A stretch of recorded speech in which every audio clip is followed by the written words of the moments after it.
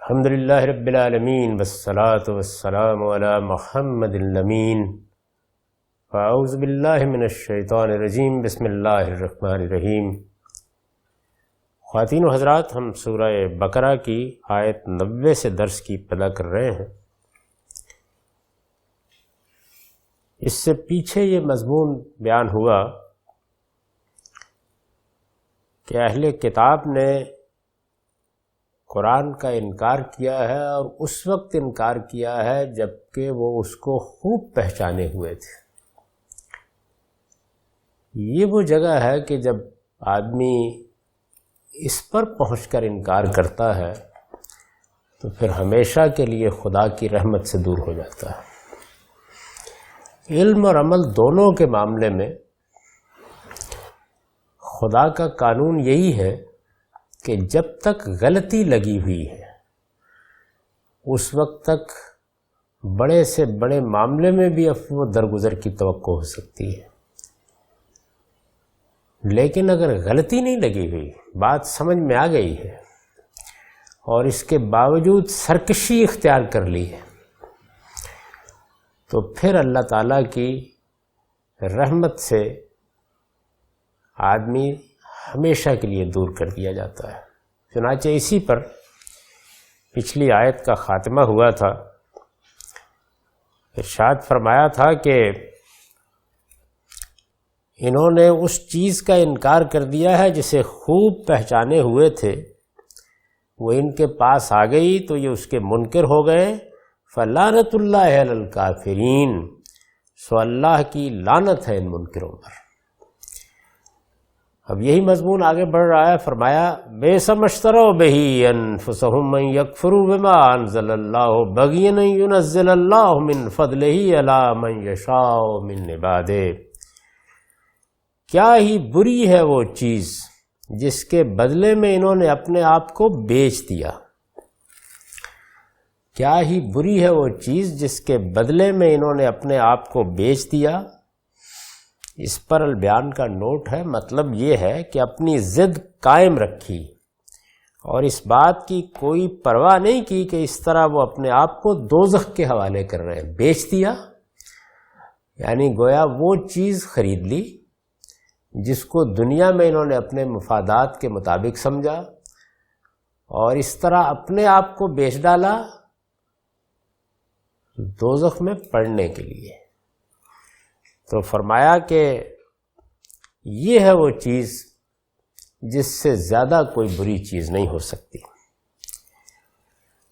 میں نے لکھا ہے گویا یہ ضد انہیں ایسی عزیز ہو گئی کہ اس سے انہوں نے اپنی جانوں کا مبادلہ کر لیا۔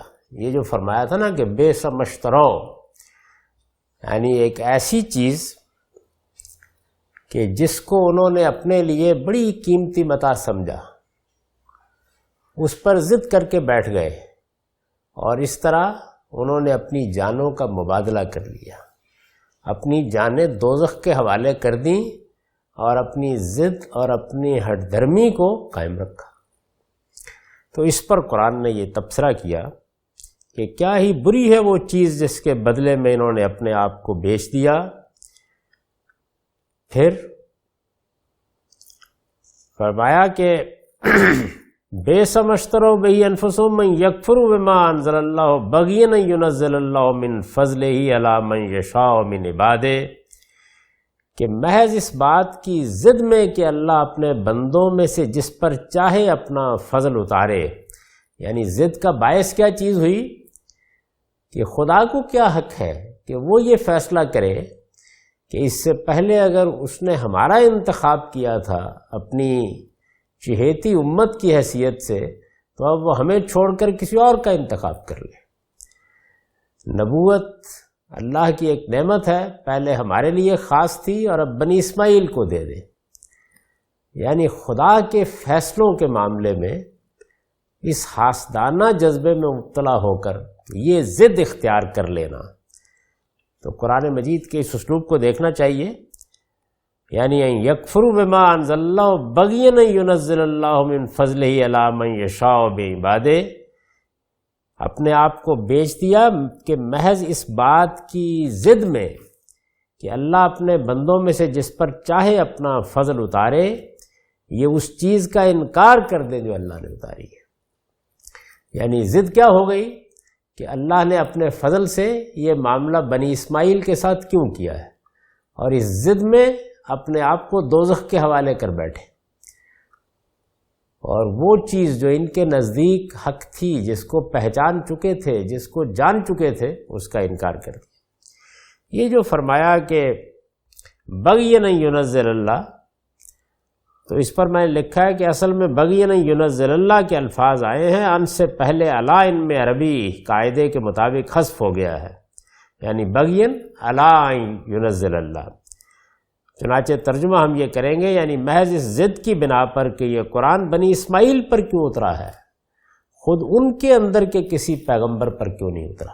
ضد یہ ہے، یعنی اپنے ہاں پیغمبروں کا انکار بھی کر لیا، مسیح علیہ السلام کو صلیب چڑھانے تک اتر آئے، تورات کے ساتھ جو معاملہ کیا وہ بھی قرآن مجید بیان کر چکا ہے۔ اس سب کچھ کے باوصف بہرحال اصرار ہے کہ اگر نبوت آنی ہے تو وہ ہمارے اندر آنی چاہیے۔ یہ وہ بدبختی ہے جو یہود کو لے ڈوبی۔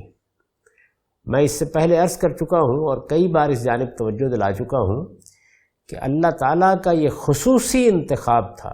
دنیا میں یہ شرف کسی اور قوم کو حاصل نہیں ہوا کہ خدا اس کا انتخاب اپنے مشن کے لیے کر لے۔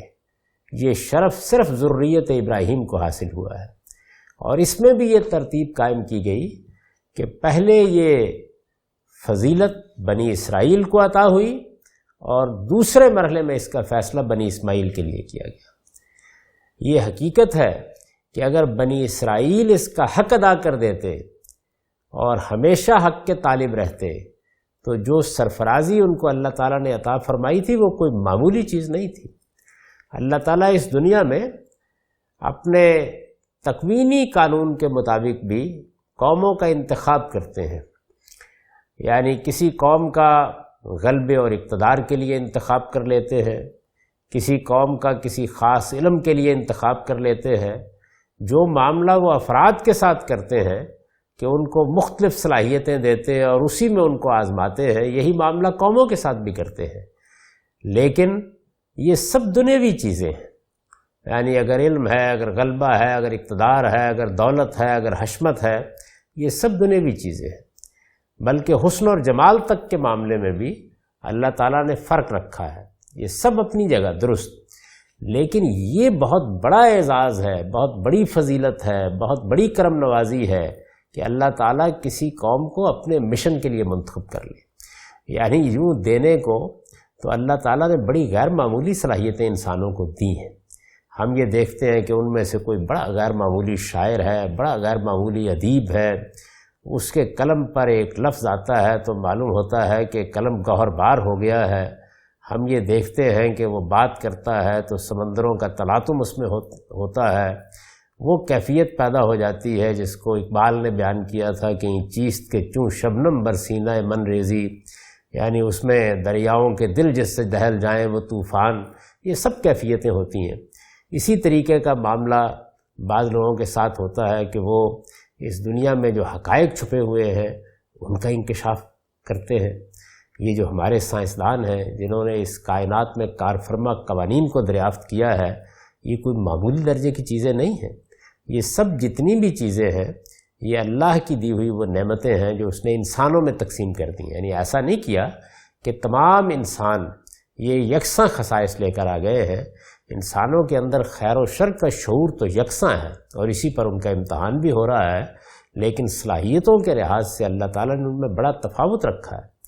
یعنی کسی کے اندر ہاتھ سے کام کرنے کی صلاحیت ہے، کسی کو کسی خاص طرح کا ہنر عطا کر دیا ہے، کسی کو اللہ تعالیٰ نے ادب میں، کسی کو شاعری میں، کسی کو مصوری میں، کسی کو موسیقی میں، یعنی کیا کیا گلے ہیں جو عطا کر دیے ہیں، کیا کیا تانے ہیں جو ان کے گلوں سے نکلتی ہیں، کیسے کیسے موسیقار ہیں جو دنیا میں آئے ہیں، کیا اعلیٰ درجے کے شاعر ہیں کہ جن کی مضمون بندی آدمی کو حیرت زا کر دیتی ہے۔ یہ سب چیزیں ہم روزمرہ دیکھتے ہیں، اور دور حاضر میں ہم نے بڑے غیر معمولی سائنسدان دیکھے ہیں۔ یہ معلوم ہوتا ہے کہ کس طریقے سے حقائق ان پر الہام ہوتے اور کس طرح سے وہ اس کائنات کے اندر چھپے ہوئے رازوں کا اکتشاف کرتے ہیں، یہ سب چیزیں اللہ تعالیٰ ہی کی تقسیم سے ہو رہی ہیں۔ لیکن انہی کے اندر اللہ تعالیٰ جب کسی کو نبوت کے لیے منتخب کرتا ہے، یعنی انہی انسانوں کے اندر سے اس نے نوح کا انتخاب کیا یا ابراہیم کا انتخاب کیا، تو یہ بھی ایک انتخاب ہے، اور اس میں کوئی شک نہیں ہے کہ یہ گویا اپنے لیے خالص کر لینا ہے، اپنے لیے کسی کا انتخاب کرنا ہے۔ اس سے بڑی کوئی فضیلت کی چیز نہیں ہو سکتی۔ بنی اسرائیل کو بحیثیت قوم یہ فضیلت حاصل ہوئی، یعنی پوری کی پوری قوم کا انتخاب کیا گیا۔ ذریت ابراہیم کو اللہ تعالیٰ نے اپنے مشن کے لیے منتخب کیا، لیکن یہی چیز ان کے لیے مذلہ قدم بن گئی، اور بجائے اس کے کہ یہ اپنے اس اعزاز کو، اپنی اس فضیلت کو سمجھتے، اس کے تقاضوں کو پورا کرتے، اس کے لیے جو قانون اللہ تعالیٰ نے خود تورات میں کتاب استثناء میں بڑی تفصیل سے بیان کیا وہ ہمیشہ اپنے سامنے رکھتے، بدقسمتی یہ ہوئی کہ ان کے علماء تک اس تعصب میں مبتلا ہو گئے، اور انہوں نے نہ صرف یہ کہ اپنے ہاں پیغمبروں کا انکار کیا بلکہ ان کے قتل تک کے درپے ہوئے۔ محمد الرسول اللہ کی بعثت کے موقع کے اوپر یہ بالکل ہی ضد میں آ گئے، اور انہوں نے فیصلہ کر لیا کہ ہم حقائق کو چھپائیں گے اور اقرار کرنے کے لیے تیار نہیں ہوں گے۔ یہ سارا تبصرہ اس پر ہو رہا ہے۔ تو اس میں یہ بیان فرمایا ہے کہ محض اس ضد کی بنا پر کہ یہ قرآن بنی اسماعیل پر کیوں اترا ہے، خود ان کے اندر کے کسی پیغمبر پر کیوں نہیں اترا، انہوں نے فیصلہ کر لیا کہ ہم نہیں مانیں گے، یہ اس چیز کا انکار کر دیں جو اللہ نے اتاری ہے۔ فرمایا یہ حادثہ ہوا ان کے ساتھ، فباؤ بغضب علی غضب، سو یہ غضب پر غضب کمال آئے۔ غضب پر غضب کمال آئے، اس کا کیا مطلب ہے؟ غضب پر غضب کے معنی یہ ہے کہ سیدنا موسیٰ علیہ السلام کی وساطت سے خدا کے ساتھ باندھا ہوا عہد توڑ دینے کے باعث مغضوب تو وہ پہلے ہی تھے، یعنی پہلا غضب تو ان کے اوپر اس وقت ہوا جب انہوں نے اس عہد کو توڑا جو موسیٰ علیہ السلام نے ان سے لیا تھا کہ تم خدا کی شریعت کے پابند رہو گے، تم آنے والے نبیوں کا ساتھ دو گے۔ پہلا تو حادثہ یہ ہوا، لیکن قرآن کے ذریعے سے جب ایک مرتبہ پھر انہیں اس عہد میں داخل ہونے کا موقع ملا اور انہوں نے اس سے فائدہ نہیں اٹھایا، تو ایک کے بعد اب وہ دوسرے غضب کے بھی مستحق ہو گئے۔ یہ مطلب ہے قرآن مجید کی اس تعبیر کا، فباؤ بغضب علی غضب، وہ غضب پر غضب کمال آئے، یعنی مغضوب تو پہلے ہی تھے، اللہ تعالیٰ کے غضب سے نکلنے کا ایک موقع عطا ہوا تو بجائے اس کے کہ اس سے فائدہ اٹھا کے اس غضب سے نجات حاصل کرتے، یہ اس غضب پر ایک اور غضب کمال آئے۔ فباؤ بغضب علی غضب وللکافرین عذاب مہین، اور فرمایا کہ ان منکروں کے لیے بڑی ذلت کا عذاب ہے، یعنی دنیا میں بھی آخرت میں بھی۔ چنانچہ اس پہلو کو میں نے کھول دیا ہے ترجمے میں، اور دنیا اور آخرت میں ان منکروں کے لیے اب بڑی ذلت کا عذاب ہے۔ یعنی ایک موقع وہ تھا جس میں یہ عذاب میں مبتلا کیے گئے، بابل کے حکمرانوں نے یروشلم کی اینٹ سے اینٹ بجا دی، پھر وہ دوسرا موقع آیا، پھر سیدنا مسیح علیہ السلام نے ان پر اتمام حجت کیا، چنانچہ اس کے بعد جب یہ اپنی سرکشی سے باز نہیں آئے تو رومی حکمرانوں کو ان پر مسلط کر دیا گیا۔ یہ ایک مرتبہ پھر موقع ملا تھا کہ یہ اس غضب سے نکل جائیں، لیکن بجائے اس کے کہ یہ نکلتے، انہوں نے دوسرا راستہ اختیار کر لیا، غضب پر غضب کمال آئے۔ تو فرمایا کہ اب ان منکروں کے لیے بڑی ذلت کا عذاب ہے۔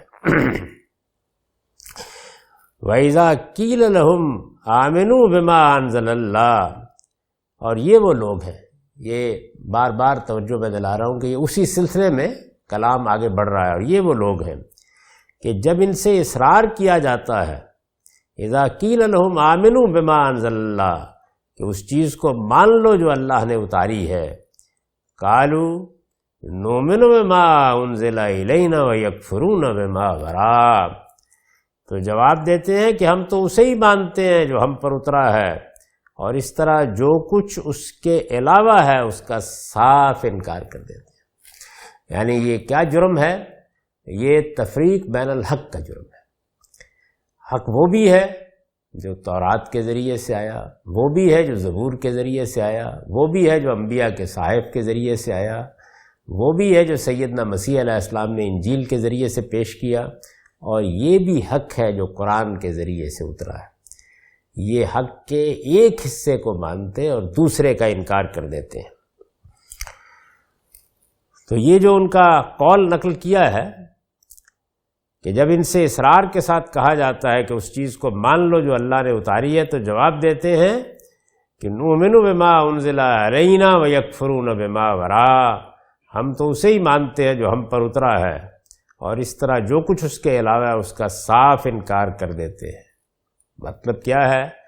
مطلب یہ ہے کہ یعنی تورات کے بعد اب وہ کسی چیز پر ایمان لانے کے قائل نہیں ہے۔ یہ خلاصہ ہے ان کی بات کا۔ یہ کہتے ہیں جواب میں کہ ہمارے پاس اللہ کی کتاب تورات موجود ہے، اس کے بعد اب ہم کسی چیز کو بھی اپنے لیے واجب الاطاعت نہیں مانتے۔ قرآن اترا ہے تو بنی اسماعیل عمل کریں، اس پر ایمان لائیں، ہم بھی یہ مان لیں گے کہ اللہ کی کتاب ہے، لیکن ہمارے لیے یہ بالکل ممکن نہیں ہے کہ ہم تورات کے سوا کسی چیز کو مانیں، باقی ہر چیز کا ہم اپنے لیے انکار کرتے ہیں۔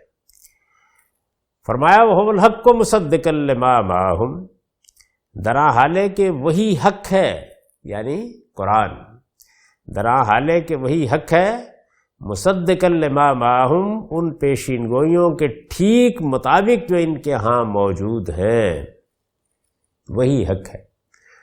یعنی اس وقت تو کوئی اور چیز نہیں ہے کہ جو حق اور باطل کے لیے اس جگہ پر نازل کر دی گئی ہو کہ وہ معیار بن جائے، وہی حق ہے۔ چنانچہ میں نے لکھا ہے یعنی تورات کی پیشین گوئیوں کے مطابق اب قرآن ہی صحیفہ حق ہے۔ یعنی یہ معاملہ صرف یہی نہیں ہے کہ قرآن اپنے بارے میں کہہ رہا ہے، تورات بھی یہی کہہ رہی ہے، وہ بتا رہی ہے کہ وہ اس کتاب کو نازل ہونا ہے، یہ وہ کلام ہے جو اللہ کی طرف سے آئے گا اور اس پیغمبر کے منہ میں ڈالا جائے گا، جیسے کہ کتاب استثناء میں فرمایا، اور اس سے کہا جائے گا کہ وہ اس کو میرا نام لے کر پیش کرے، یعنی میری سند پر پیش کرے۔ یہی سند ہے جس کا ظہور بسم اللہ الرحمن الرحیم کی صورت میں ہوتا ہے۔ قرآن مجید کی ہر سورہ اسی پیشین گوئی کے مطابق اس سند کے جملے سے شروع ہوتی ہے۔ تو فرمایا وَهُوَ الْحَقُّ مُصَدِّقًا لِمَا مَعَهُمْ، وہی حق ہے ان پیشین گوئیوں کے ٹھیک مطابق جو ان کے ہاں موجود ہیں۔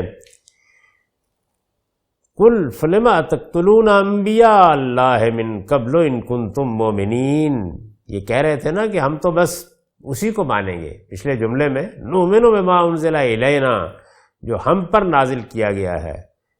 پوچھا ہے کہ ان سے پوچھو وہ ہدایت جو تم پر اتری ہے اگر تم اس کے ماننے والے ہو، ان کنتم مومنین، اگر تم اس کے ماننے والے ہو، یہاں ظاہر ہے جو فعل ہے اس کا مفعول مقدر ہے، اس کو میں نے کھول دیا ہے، وہ ہدایت جو تم پر اتری ہے اگر تم اس کے ماننے والے ہو، تو اس سے پہلے پھر اللہ کے نبیوں کو قتل کیوں کرتے رہے ہو؟ قل فَلِمَ تَقْتُلُونَ أَنْبِيَاءَ اللَّهِ مِنْ قَبْلِ، اس سے پہلے اللہ کے نبیوں کو قتل کیوں کرتے رہے ہو؟ یعنی وہ نبی جو تمہاری طرف آئے، پھر تو تمہارا یہ معاملہ نہیں ہونا چاہیے تھا۔ یعنی اللہ تعالیٰ کے پیغمبر جو تمہارے اندر سے اٹھے، تمہیں ہدایت دینے کے لیے مبعوث ہوئے، جو تورات ہی کی تاکید و تلقین کرتے تھے، تم جانتے ہو تم ان کے ساتھ کیا رویہ اختیار کر چکے ہو۔ یعنی قرآن یہ بتانا چاہتا ہے کہ جس وقت سرکشی پیدا ہو جائے فرد میں یا کسی گروہ میں، تو پھر اس کے بعد وہ اسی طرح کے اعمال انجام دیتا ہے۔ یعنی وہ ایک جگہ جو تقریر کر رہا ہوتا ہے، حقیقت میں وہ وہیں سے متعلق نہیں ہوتی، اس کا اپنا عمل، اس کا اپنا کردار، اس کی اپنی سیرت تضادات کا مجموعہ بن جاتی ہے۔ یہ چیز ہم خود مسلمانوں کے ہاں دیکھ سکتے ہیں۔ یعنی اس وقت جس طرح کی تعویلات کر کے اور جس طرح کے مقدمات قائم کر کے وہ معصوم انسانوں کے گلے کاٹ رہے ہیں، کوئی آدمی اس کا حوصلہ کر سکتا ہے؟ یہ اسی وقت ہوتا ہے کہ جس وقت انسان اپنے آپ کو دھوکہ دینے لگ جاتا ہے۔ تو فرمایا کہ یہ ان کا معاملہ ہے کہ اپنے ہاں نبی آتے رہے، ان کو قتل کرتے رہے ہیں، اور آج یہ کہہ رہے ہیں کہ ہم اپنے ہاں کی نبوت کو تو مانیں گے، لیکن ہم بنی اسماعیل کے ہاں آنے والی نبوت کو ماننے کے لیے تیار نہیں ہیں۔ تو فرمایا وَلَقَدْ جَاءَكُم مُوسَىٰ بِالْبَيِّنَاتِ ثُمَّ اتَّخَذْتُمُ الْعِجْلَ مِن بَعْدِهِ وَأَنتُمْ ظَالِمُونَ، اور حقیقت یہ ہے کہ موسیٰ تمہارے پاس کھلی ہوئی نشانیاں لے کر آیا۔ یعنی ذرا یاد کرو اپنی تاریخ، تمہاری بے وفائی کی ابتدا کب ہوئی تھی، تمہاری سرکشی کی ابتدا کب ہوئی تھی۔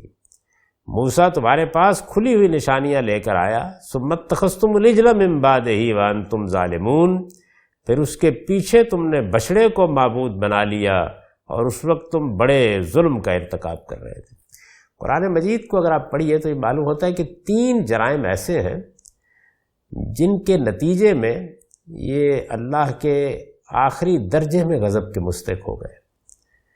ایک وہ جرم جو انہوں نے مصر سے نکلتے ہی، یعنی بڑے غیر معمولی معجزات دیکھنے کے باوجود اپنے سامنے فرعون کو غرقاب ہوتے دیکھ کر موسیٰ علیہ السلام تورات لینے کے لیے گئے، بچڑے کو معبود بنا لی۔ یہ معمولی جرم نہیں تھا، اس کی سزا بھی انہیں بہت سخت دی گئی۔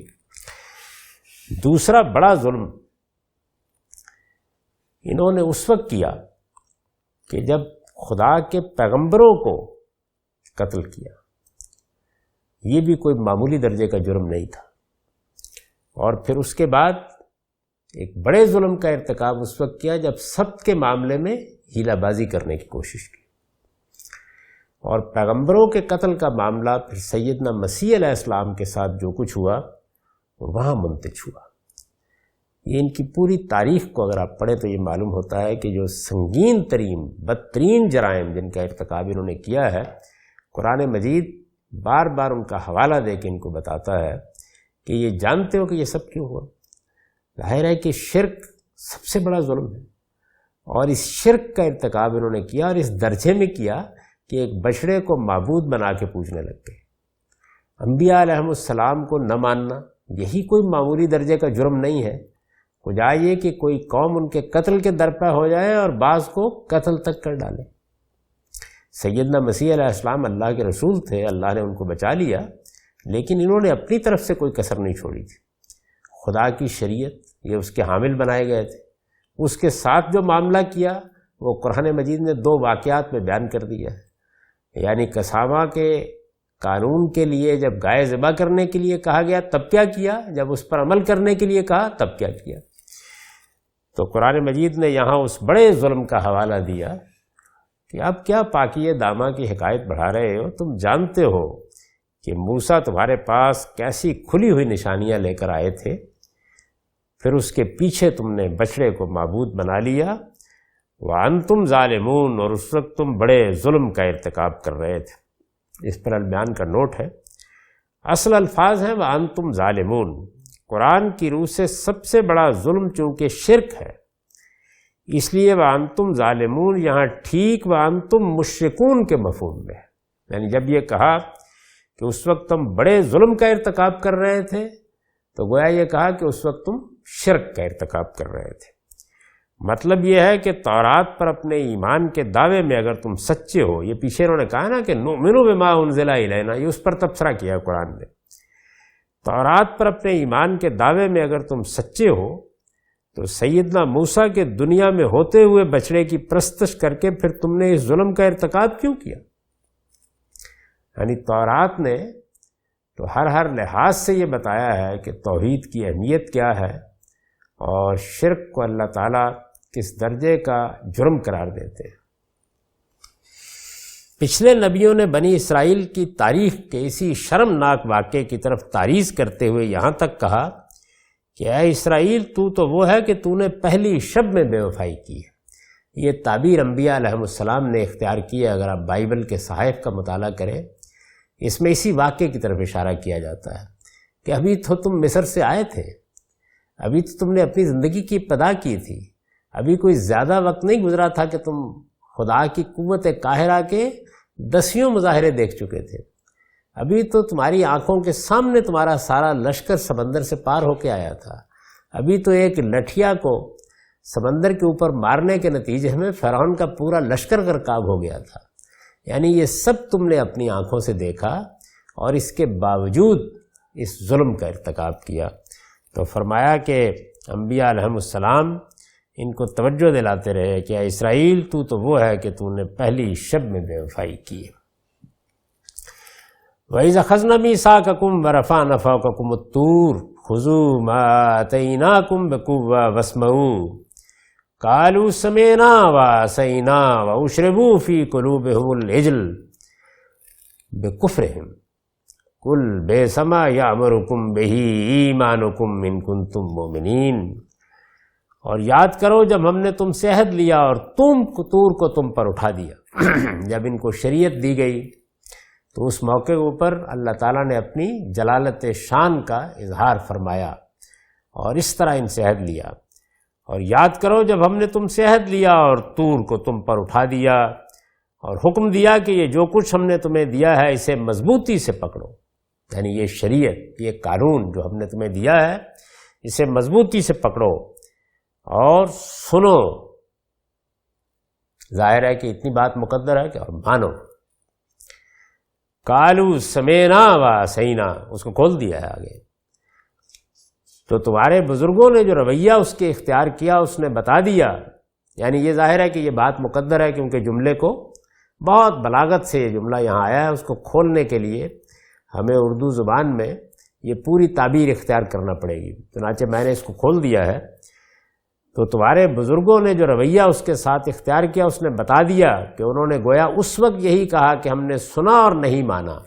اصل الفاظ تو اتنے ہی ہے، قالوا سمعنا وعصینا، یعنی ہم نے سنا اور ہم نے نہیں مانا، ہم نے نافرمانی کی۔ ظاہر ہے کہ یہ زبان سے بات نہیں کہی جا سکتی، یہ جو بات ہے یہ گویا ان کی تصویر حال ہے، گویا زبان حال سے انہوں نے یہ بات کہی۔ اور یہ کہی بھی کنہوں نے؟ جو اس وقت مخاطبین ہیں ان کے بزرگوں نے۔ یہ ساری بات سمجھانے کے لیے میں نے اس کو کھولا ہے۔ تمہارے بزرگوں نے جو رویہ اس کے ساتھ اختیار کیا اس نے بتا دیا کہ انہوں نے گویا اس وقت یہی کہا، یعنی کہا تو انہوں نے کہ ہم نے سنا اور اطاعت کی، لیکن جس طرح کہا اور جو کچھ بعد میں کیا تو گویا اس وقت یہ کہا کہ ہم نے سنا اور نہیں مانا۔ ارشاد فرمایا وَأُشْرِبُوا فِي قُلُوبِهِمُ الْعِجْلَ، اور ان کے اس کفر کے باعث بکفرہم، یعنی یہ جو انہوں نے کفر اختیار کیا، یہ کفر کی حقیقت ہے کہ جب اللہ کو مان لیا اور بظاہر اس کی اطاعت کا اقرار کیا اور حقیقت میں زبان حال نے یہی کہا کہ ہم نہیں مانیں گے، نافرمانی ہی کرنے کا فیصلہ کیا، تو یہ وہ حقیقی کفر ہے۔ فرمایا اس کفر کے باعث بچڑے کی پرستش ان کے دلوں میں بسا دی۔ یہ اللہ کا قانون ہے کہ جس وقت کوئی شخص یا کوئی گروہ یا کوئی جماعت یا کوئی قوم اپنے ارادے کو غلط استعمال کرتی ہے اور پھر اس پر اصرار کرتی ہے اور جانتے بوجھتے غلط استعمال کرتی ہے اور جانتے بوجھتے اصرار کرتی ہے، تو ایک وقت ایسا آ جاتا ہے کہ پھر جو راستہ وہ اپنے لیے منتخب کرتی ہے اللہ اسی راستے پر ڈال دیتا ہے۔ تو یہ فرمایا کہ اس کا نتیجہ یہ نکلا کہ اللہ تعالیٰ نے بھی تمہارے دل اپنی محبت سے خالی کیے اور بچڑے کی پرستش کے حوالے کر دیے۔ بہت ہی مبارک ہے وہ دل کہ جو اللہ کی محبت سے سرشار رہے، جس میں اللہ تعالیٰ کی محبت کے سوا کوئی چیز داخل نہ ہو سکے، جس میں پرستش کے سارے جذبات اسی ذات والا صفات کے ساتھ خاص ہو۔ تو فرمایا کہ جب یہ نہیں ہوا تو پھر ہم نے تمہارے دل بچڑے کے حوالے کر دیے کہ اب جاؤ اسی کو پوجو، اسی کے لیے دل کی آمادگی کے ساتھ پرستش کے جذبات اپنے اندر قائم رکھو، اب تمہارے لیے یہی معبود ہے۔ اور ان کے اس کفر کے باعث بچڑے کی پرستش ان کے دلوں میں بسا دی گئی۔ قل بئس ما یأمرکم بہ ایمانکم ان کنتم مؤمنین، یہ سارا تبصرہ اسی ایک جملے پر ہے، نؤمن بما انزل الینا، یعنی جو ہم پر نازل کیا گیا ہم تو اسے ہی مانتے ہیں۔ یہ قرآن مجید بار بار کہہ رہا ہے کیا مانتے ہو؟ فرمایا ان سے پوچھو اگر تم ماننے والے ہو تو کیا ہی بری ہے یہ باتیں جو تمہارا یہ ایمان تمہیں سکھاتا ہے، یعنی یہی تمہارے ایمان نے تم کو سکھایا۔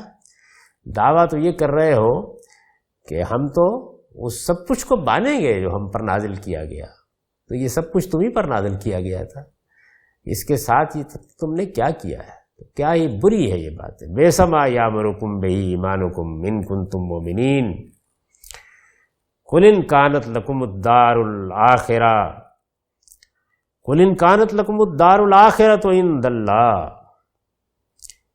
ان سے کہو اگر آخرت کا گھر اللہ کے نزدیک سب لوگوں کو چھوڑ کر صرف تمہارے لیے خاص ہے۔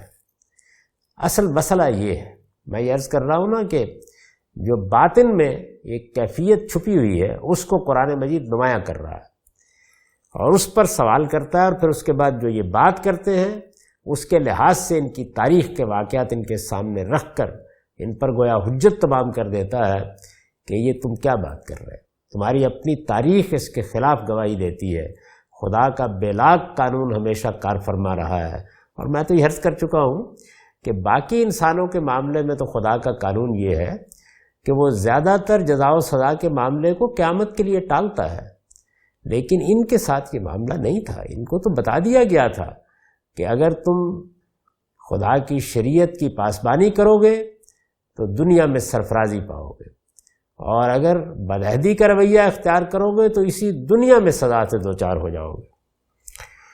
فرمایا ان سے کہو اگر آخرت کا گھر اللہ کے نزدیک سب لوگوں کو چھوڑ کر صرف تمہارے لیے خاص ہے، تو اب دیکھیے قرآن نے کیا کہا، فَتَمَنَّوُا الْمَوْتَ إِن كُنتُمْ صَادِقِينَ قُلْ إِن كَانَتْ لَكُمُ الدَّارُ الْآخِرَةُ عِندَ اللَّهِ خَالِصَةً مِّن دُونِ النَّاسِ فَتَمَنَّوُا الْمَوْتَ إِن كُنتُمْ صَادِقِينَ، تو مرنے کی تمنا کرو، یعنی اگر یہ یقین ہو جائے کہ آخرت کا گھر ہمارے لیے ہے تو پھر تو زندگی سے وہ محبت نہیں قائم رہے گی۔ یعنی زندگی سے آدمی اگر فی الواقع خدا کو مانتا ہو تو فائدہ اٹھانا چاہتا ہے کہ مجھے ایک مہلت ملی ہے، میں اس میں اپنے لیے جو کچھ بھی آخرت کی کھیتی میں بو سکتا ہوں بو لوں، وہ یہی کوشش کرتا ہے۔ تو مرنے کی تمنا کرو اگر تم اپنے اس دعوے میں سچے ہو۔ فرمایا کہ وَلَن يَتَمَنَّوْا أَبَدًا بِمَا قَدَّمَتْ أَيْدِيهِمْ وَاللَّهُ عَلِيمٌ بِالظَّالِمِينَ، اور تم دیکھو گے کہ اپنے ہاتھوں کی جو کمائی یہ آگے بھیج چکے ہیں اس کی وجہ سے یہ کبھی اس کی تمنا نہ کریں گے، اور حقیقت یہ ہے کہ اللہ ان ظالموں سے خوب واقف ہے۔ یعنی یہ دیکھیے کہ کیسا رسوا کر دیا ہے قرآن مجید نے۔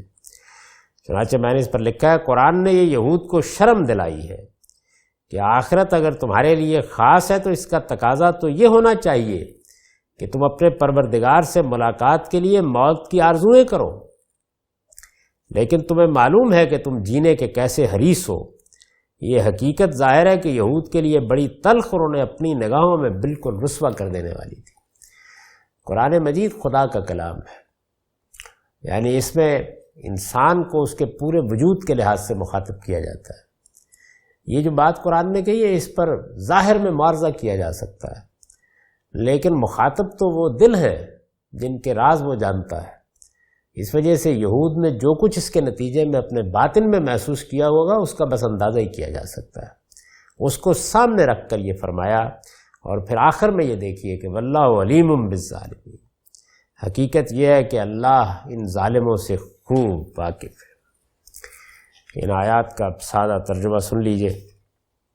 ارشاد فرمایا ہے کیا ہی بری ہے وہ چیز جس کے بدلے میں انہوں نے اپنے آپ کو بیچ دیا، کہ محض اس بات کی ضد میں کہ اللہ اپنے بندوں میں سے جس پر چاہے اپنا فضل اتارے، یہ اس چیز کا انکار کر دیں جو اللہ نے اتاری ہے، سو یہ غضب پر غضب کما لائے، اور دنیا اور آخرت میں ان منکروں کے لیے اب بڑی ذلت کا عذاب ہے۔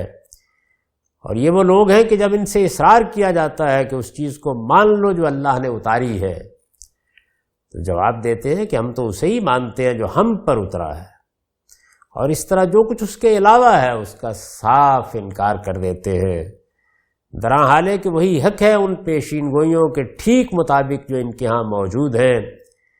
ان سے پوچھو وہ ہدایت جو تم پر اتری ہے اگر تم اس کے ماننے والے ہو تو اس سے پہلے پھر اللہ کے ان نبیوں کو قتل کیوں کرتے رہے ہو جو تمہاری طرف آئے؟ اور حقیقت یہ ہے کہ موسیٰ تمہارے پاس کھلی ہوئی نشانیاں لے کر آیا، پھر اس کے پیچھے تم نے بچڑے کو معبود بنا لیا، اور اس وقت تم بڑے ظلم کا ارتکاب کر رہے تھے۔ اور یاد کرو جب ہم نے تم سے عہد لیا اور طور کو تم پر اٹھا دیا اور حکم دیا کہ یہ جو کچھ ہم نے تمہیں دیا ہے اسے مضبوطی سے پکڑو اور سنو اور مانو، تو تمہارے بزرگوں نے جو رویہ اس کے ساتھ اختیار کیا اس نے بتا دیا کہ انہوں نے گویا اس وقت یہی کہا کہ ہم نے سنا اور نہیں مانا، اور ان کے اس کفر کے باعث بچڑے کی پرستش ان کے دلوں میں بسا دی گئی۔ ان سے پوچھو اگر تم ماننے والے ہو تو کیا ہی بری ہیں یہ باتیں جو تمہارا یہ ایمان تمہیں سکھاتا ہے۔ ان سے کہو اگر آخرت کا گھر اللہ کے نزدیک سب لوگوں کو چھوڑ کر صرف تمہارے لیے خاص ہے تو مرنے کی تمنا کرو، اگر تم اپنے اس دعوے میں سچے ہو، اور تم دیکھو گے کہ اپنے ہاتھوں کی جو کمائی یہ آگے بھیج چکے ہیں اس کی وجہ سے یہ کبھی اس کی تمنا نہ کریں گے، اور حقیقت یہ ہے کہ اللہ ان ظالموں سے خوب واقف ہے۔ اقول قولی ھذا واستغفر اللہ لی ولکم ولسائر